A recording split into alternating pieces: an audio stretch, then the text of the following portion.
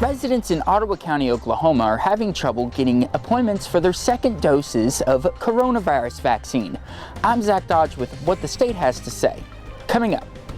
The Joplin City Council meets to discuss how much the pandemic has cost and how much funding they've received. The four states' most watched news starts now. Some Oklahoma residents are having trouble getting appointments for coronavirus vaccines as the state continues to see low supplies.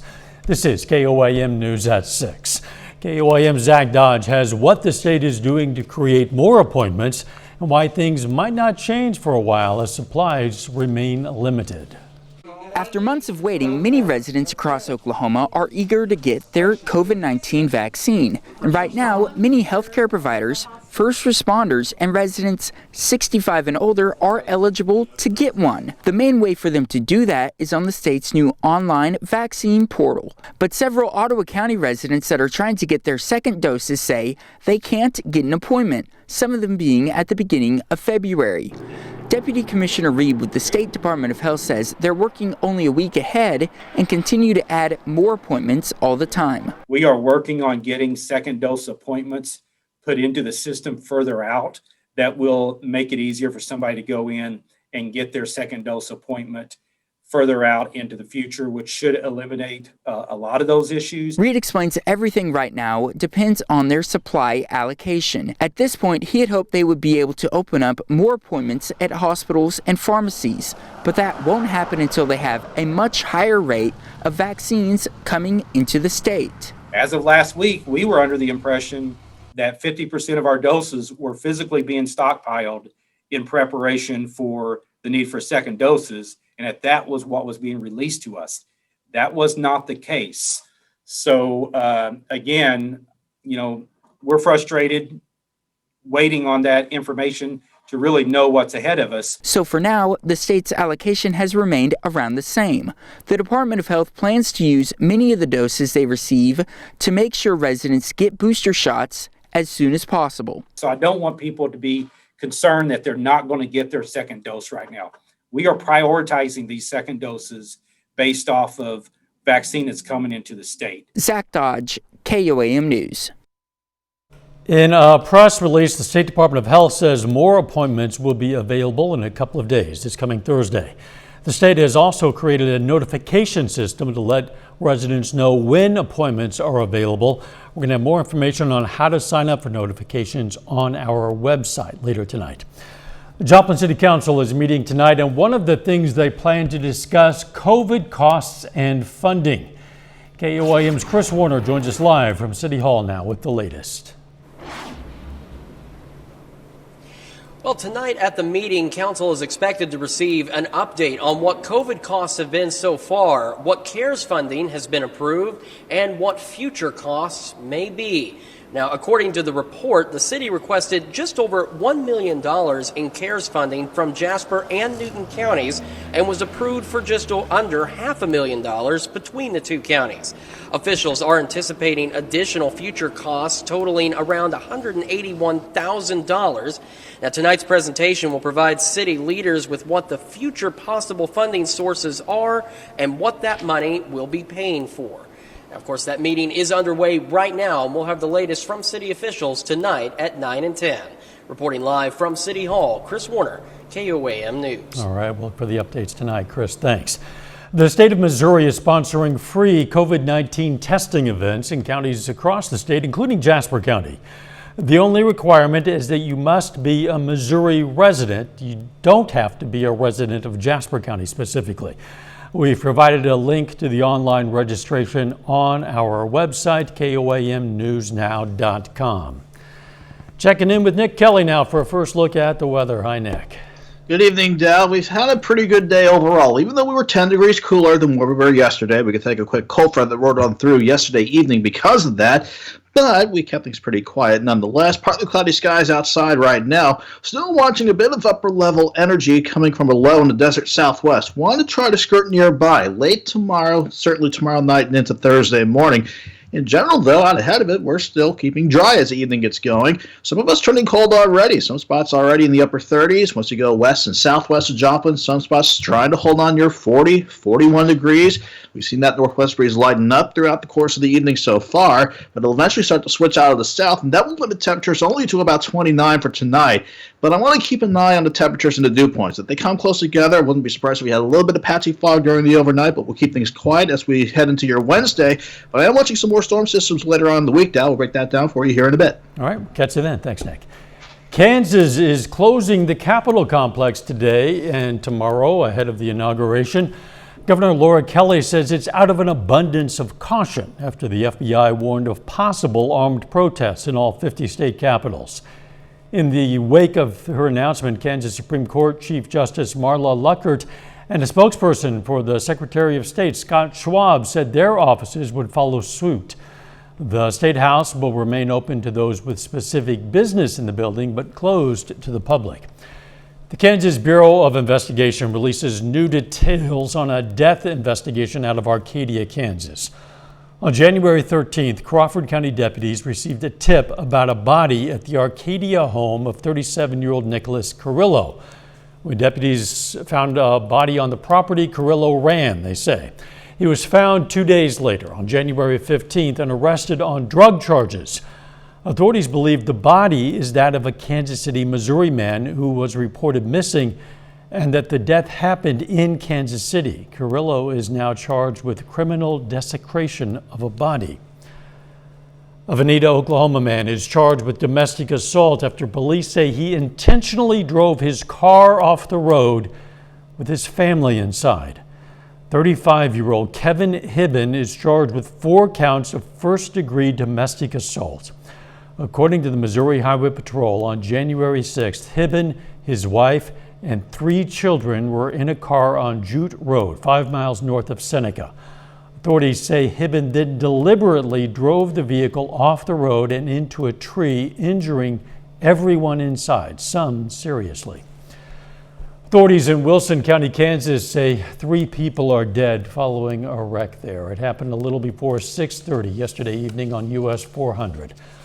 Authorities say 40-year-old Curtis Wilkins of Cambridge, Kansas, was driving west when he crossed the double yellow line. He had a pickup driven by 39-year-old Tiffany Beckemeyer.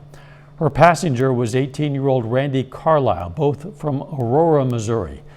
The vehicles collided head-on and both caught fire. All 3 died at the scene. Still ahead, crews renovating Joplin Schifferdecker House uncover hundreds of pieces of history. Plus, a Missouri musician gets the chance of a lifetime to perform as part of Joe Biden's inauguration events. The Schifferdecker House in Joplin is known for its history, but a construction crew renovating it just uncovered more. Crews found around 400 pieces of dishes, bottles, hand tools, and other household items, even bones, although officials say they are not human bones. Brad Belk, the preservation director and curator of the restoration project, says the items are from around the 1890s. This was crazy. This was crazy fun because once I found out, I actually was on the site after they'd found a couple of items. And the guys got excited, and rightly so, and they did a marvelous job. So, my legacy. Belk hopes to get the items cleaned up and put on display in the future. A Kansas City, Missouri musician will perform at a virtual ball for President-elect Biden's inauguration. As Jackson Kurtz reports, he was selected because of a cause that's near and dear to his heart. Of course, I'm like, oh my gosh, this is crazy. Save the planet. We gonna save the planet. But then the other part of me is like, yeah, it's about time. Glowing with energy. So, it's a lot of firsts, bro. They acting like we from another planet, Mars. Kansas City artist A.Y. Young has been performing in the Metro and around the world for years, showcasing a cause he deeply cares about. I do concerts, fully powered by renewable energy. Because I got the plan to save the world, Which has led him to be featured in the Clean Energy for America inaugural ball as part of the Biden inauguration events on Wednesday. I'm introducing Akon to stage, which is cool, so I get to perform and then he's next, and that's huge for me. Biden, Kamala, whoever cares about clean energy, because for me it's not a political thing. Let's do it. His performances and leadership has attracted the attention of the United Nations, being named a young leader. I'm one of the 17 young leaders of the world, and I'm the only young leader, of the 17 from the U.S. And when the show's over, he's thinking ahead on how to further his message and gain the support from the city he loves. How can we highlight and bring people together from the heart of the nation under a symbol of love and unity and not divisiveness? Again, that was Jackson Kurtz reporting you can buy a ticket to stream the virtual ball online. The cost is $100. Nick Kelly is up next with his complete forecast. And later we're going to hear from a Neosho man who is one of the early investors of the cryptocurrency Bitcoin.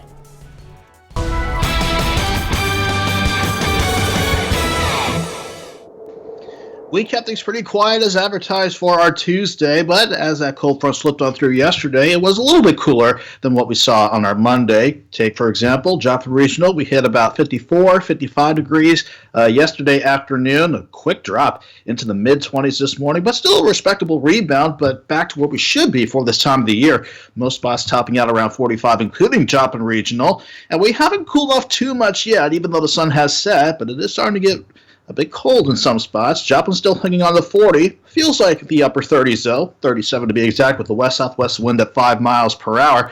Looking around the rest of the region, some spots north and east of Joplin and Pittsburgh have already snuck back into the upper 30s, 39 in Lamar and Carthage and Fort Scott, while some spots trying to hold on to 41 like Columbus, Welch, Miami, 39 in Nowata, 40 in Veneta. Eventually, these numbers are going to continue to drop off quite a bit, but eventually bottom out in the upper 20s tonight, all because our light northwest breeze will eventually turn more southerly as we go through the overnight and into your Wednesday morning.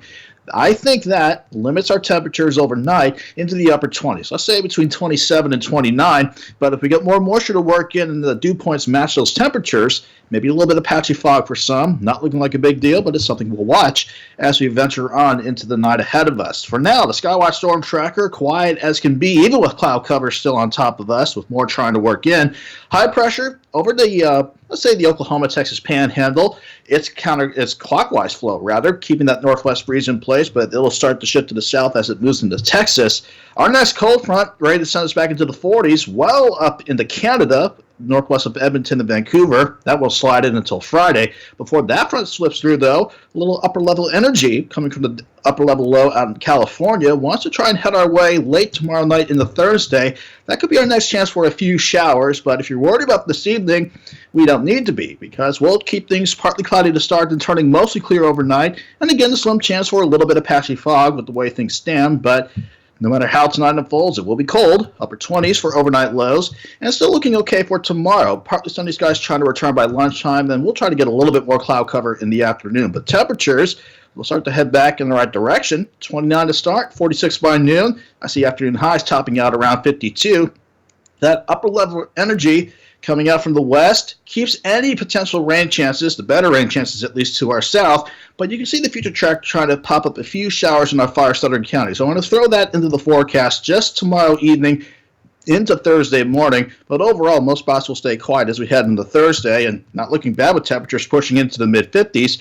Looking at the broader view of things, that upper low stuck out in California passes by on Friday, then a trailing low behind that wants to keep us quiet for Saturday before we see rain chances pick up by Sunday, and maybe throw in some wintry weather chances, certainly by Monday, Tuesday, into the middle of next week, something Doug and I are watching closely.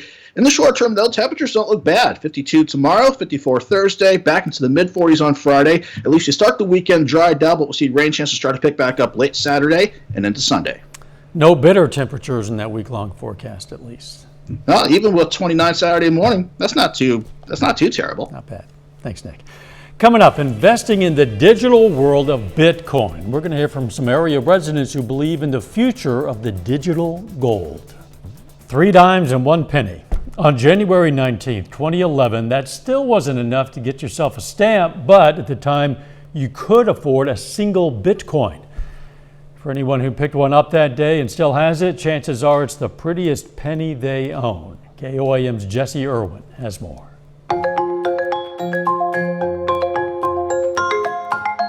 We sell gold and silver, so it's interesting. If it's called digital gold, we want to have a part of it. Bitcoin, the mother of all cryptocurrencies.